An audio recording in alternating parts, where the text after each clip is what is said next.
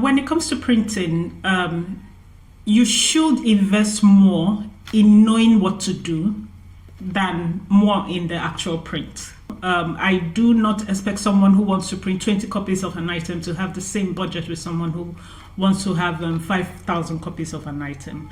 But knowing what to do will make you get the very best for whatever budget level you are on. Hi everyone, this is my first video of the year 2024 and there is a very good reason for that. I've been so busy with illustrating or rounding up the illustrations and getting ready to publish my second children's picture book, How the Lizard Lost Its Hair. And I'm also working on a DIY book for all of you, particularly people who want to get out their books in Nigeria. That book will be how to create, publish, and sell your own children's book in Nigeria. I've been collating a lot of questions people ask me when I go to author events, literary events in general, about my own book, my own publishing story. I do get to meet a lot of people who either have an idea for a children's picture book or they already have one out and just don't know what to do with it. So like I said, it's going to be a DIY, do it yourself from the first chapter to the last, teaching you how to publish your own children's book. We'll get to it in another video. For this video, I decided to address one of the questions people do ask me, and that is print. I did not compromise on quality when I published How the Tortoise Broke Its Shell. I do believe your print quality would make people take you seriously as an author or publisher or printer. There are different qualities of print. A newspaper, for one, can be the same with say a catalog, a lottery product catalog. But the thing is, whatever your budget, you should aim to get quality. So I think I'm going to break it down into 3 myths when it comes to printing. Now let's get into it. When it comes to printing, you should invest more in knowing what to do than more in the actual print. Yes, I do not expect someone who wants to print 20 copies of an item to have the same budget with someone who wants to have 5,000 copies of an item. But knowing what to do will make you get the very best for whatever budget level you are on. I am blessed to have been in printing. I've been running a print company since 2018. Am I correct? I think it's 2016. I think officially we started printing in 2018. But the years before we started printing, I invested it in knowledge. There's the printing hub in Port Harcourt, in Nigeria, where I live. I believe there's a printing hub in every city in the world. Like in Lagos, I do know it's Shomolu. Now in Port Harcourt, we have Diobu, our very own Diobu, and that's the printing hub. When you go, I invested almost 2 years going to Diobu to go and sit down with printers and learn hands-on. I wanted to print something, I think 300 copies of something, and I happened to walk into a press, and I told them what I wanted to do, and the young man I met there did something amazing. He said to me, after he really took time to listen to because I didn't have the words, I didn't have the vocabulary. You know, in every industry there are certain words. If you can articulate yourself using those words, then they know you're an insider. But if you just go there and say certain things and they probably ask you 1 or 2 things to bamboozle you and you don't know what to answer, then you will not be taken seriously, and then that's where people can rip you off. So the young man I met there took his time to really understand what I did, and he said to me, he just asked me a simple question: "Madam, do you want me to print this for you, or do you want to learn how to do it yourself?" And I was shocked but pleasantly surprised, and I took the offer. And it needed me leaving my house very early in the morning to sit with him in his office. It wasn't even his office. He was a supervisor in that office before he opened his office. And we worked together through the years. I'm going to put up his photo here. His name is God's Time. Send your love to him, because till today he remains my best friend when in Diobo. And anything you need, he can get you through the ropes. He can do anything for you, of course, with your professional fee. I still do pay him, even though he's a friend. We still deal with each other on professional basis. I don't take his services or access to him for granted. Okay, so back to what knowledge did.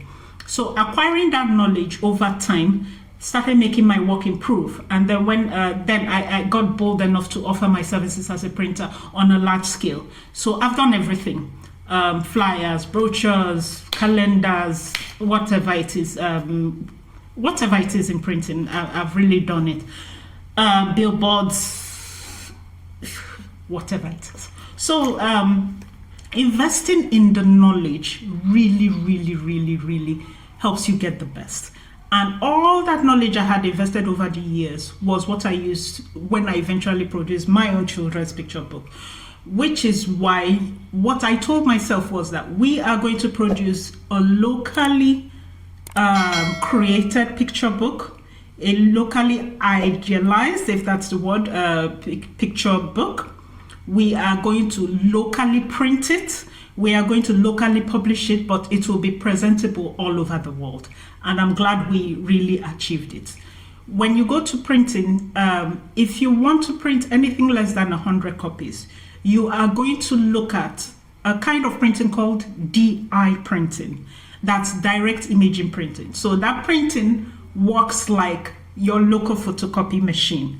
It just rolls off your papers, rolls them off, and then they are going to be sorted, and then they are going to be bound into a book or a leaflet form, and then the works. That's it.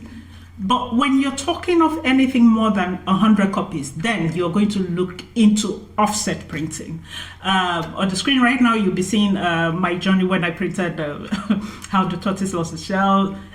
When I went to the press, how tired I was, of course, supervising my project.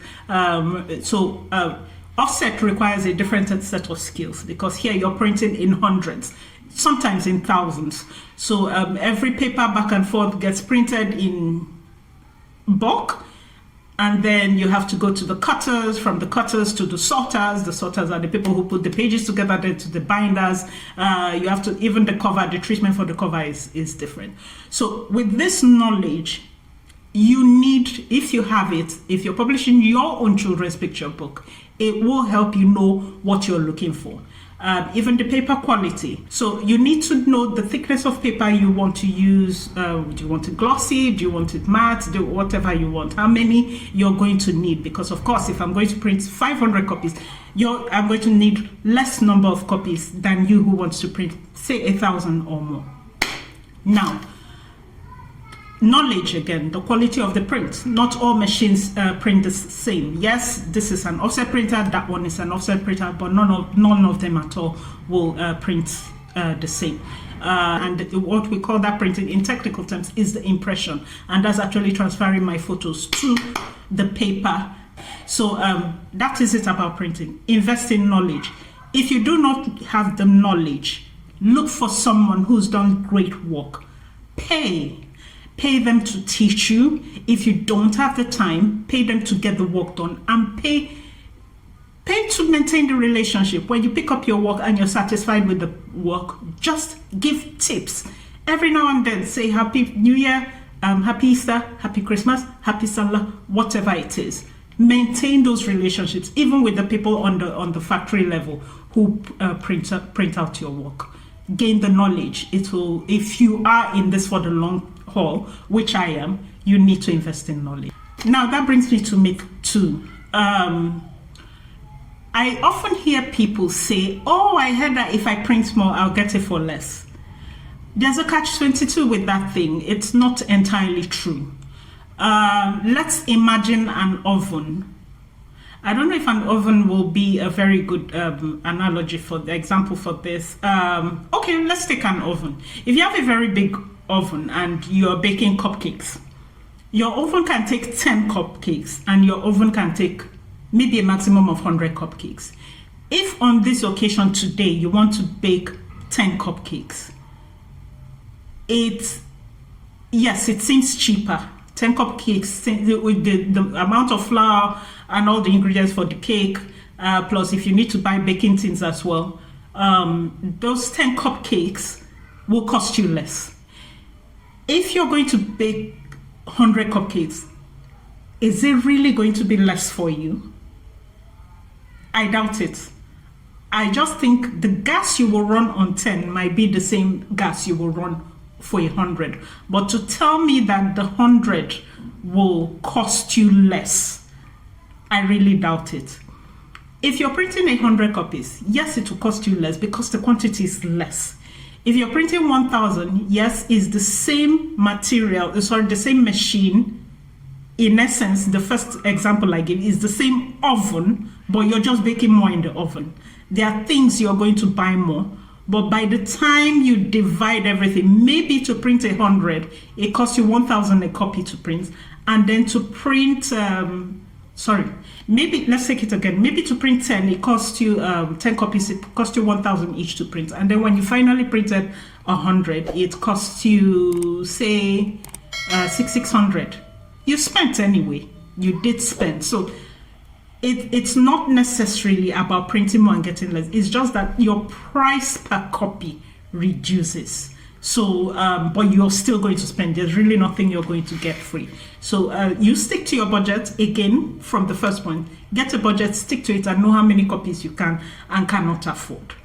Now, this brings me to the third myth, which is printing outside Nigeria is better than printing in Nigeria. The thing is, if you're going to print things outside Nigeria, particularly if you do not have an agent who is going to be maybe who bulk prints and ships, maybe who doesn't have contacts in China, which is the printing hub of the world, you are in for some challenges. It's not wrong to print in China. It's not wrong to print in Nigeria, but you are going to have to be aware of certain things. There is, number one, there's no industry I know of. I know there are industries, but the ones I know of, there's really no industry I know of that Forex, the exchange rate of the dollar, affects the inputs and the cost of inputs as well as the outputs, like printing. Printing is totally Forex sensitive. From the paper you're using to print, to the ink, to the machines, everything is bought with hard currency. They are imported into Nigeria. We don't produce anything. The only thing we do produce is the label.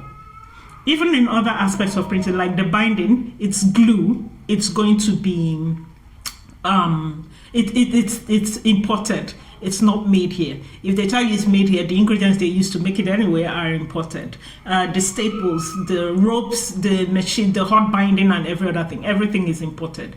So if you decide to print in China, be sure that it's a ton of work that you're printing, and be sure that you're going to sell it off. Number two, if you could look, it has happened even to the best publishers of a children's picture book. If you look at if you edit and you think your work is perfect, chances are that when it comes back, you just might notice something that you did not know, an error you did not see, something your editor failed to pick up, something all the people you sent to review failed to pick up. It's just human. It's hard for you not to have. Only very exceptional people do not have mistakes in their first print. So you are going to need to run another print. If you're a publisher here in Nigeria, why don't you go for a smaller copy? Because what will happen is maybe you decide to print in China, and then you say, okay, let me print 5,000 copies and save up on the cost of shipping, the cost of tax, import duties, and all that. And then 5,000 copies of your book arrive, and then you spot a mistake.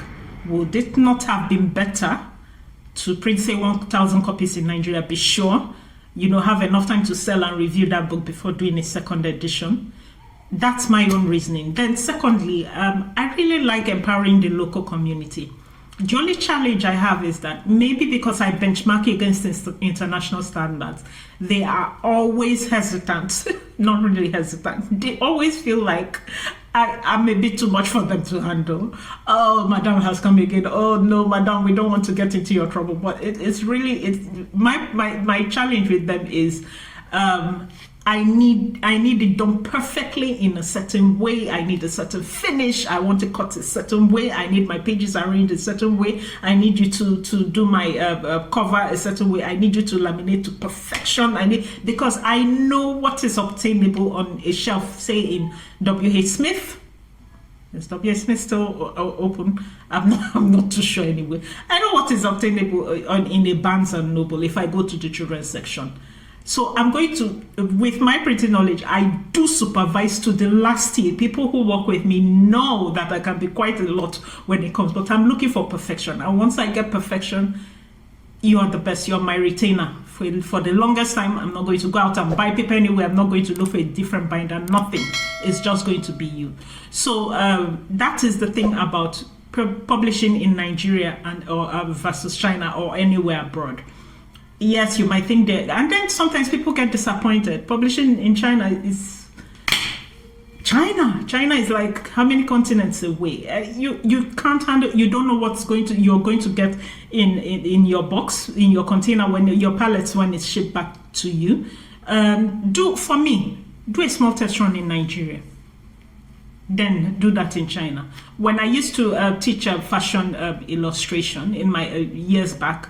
And people wanted to know how to get their illustrated ready-to-wear line. I always tell them one thing: go to Aba, sit down, create that dress, create maybe with 2 or 3 different tailors. When you get all the samples, sit down and get all the samples back, look at them before you take what you want, the one that appeals most to you, and ship it off to Turkey, Indonesia, China, wherever you want to ship it off to. Sorry.